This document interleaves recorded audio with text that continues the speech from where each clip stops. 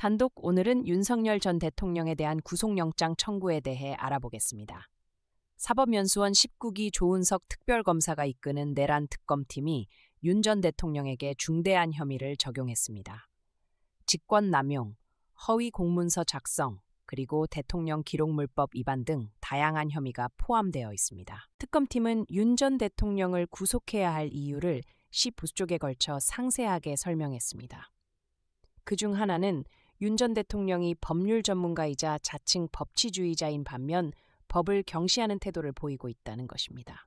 특검팀은 윤 전 대통령이 유죄가 판명되더라도 판결 결과에 승복할지 불확실하다고 강조했습니다. 이는 수사와 재판 시스템에 대한 비협조적인 태도를 반영한 것입니다. 특히 도망할 염려가 매우 높다는 점을 지적했습니다. 법률 전문가가 도망할 가능성이 있다는 것은 매우 심각한 문제입니다.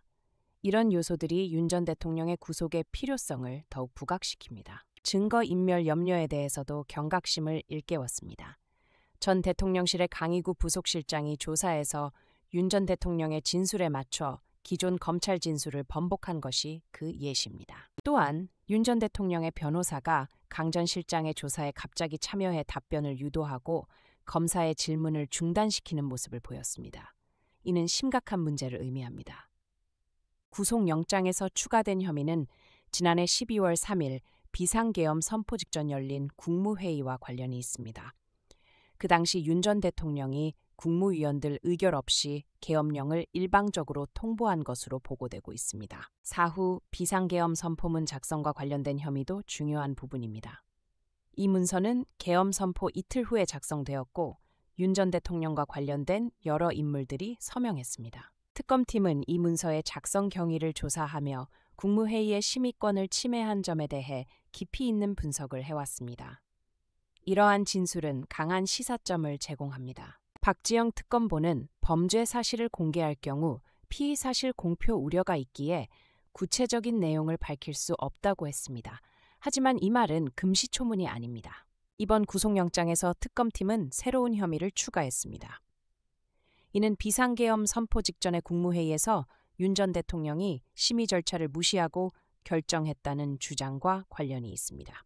안가 회동과 사후 비상계엄 선포문 작성 경위에 대한 조사도 이루어지고 있습니다. 이 회동에서는 법적 대응 방안이 논의되었으며 특검팀은 이와 관련된 문서의 작성이 의심스럽다고 보고 있습니다. 이 회동에는 박성재 전 법무부 장관과 김주현 전 민정수석 등 여러 고위 인사들이 포함되어 있었습니다. 이 자리가 제시하는 의미는 크다고 할 수 있습니다. 구속영장 청구는 단순한 법적 절차가 아닙니다.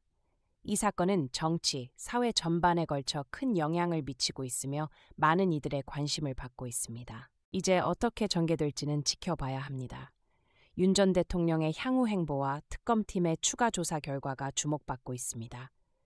법치주의가 제대로 작동할 수 있을지 그 귀추가 주목됩니다.